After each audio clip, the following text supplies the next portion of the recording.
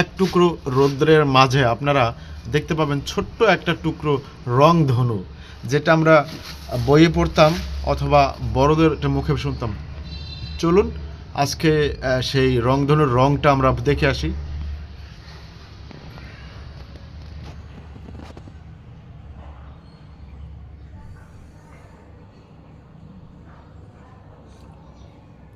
Wow, আল্লাহ তাআলার কি অশেষ রহমত এবং নিয়ামত! এত সুন্দর সৃষ্টি আল্লাহ তাআলার, দেখেন কি আজব! এখানে কয়টা রং আছে দেখুন আপনারা। এই রংটা, এই রংধনুটা কোথা থেকে আসলো দেখতে থাকুন আপনারা। এই জানালা থেকে যে রৌদ্রটা আসছে, এই রৌদ্রেরই ছোট্ট একটা অংশ, যাকে আমরা এটা বলে থাকি রংধনু।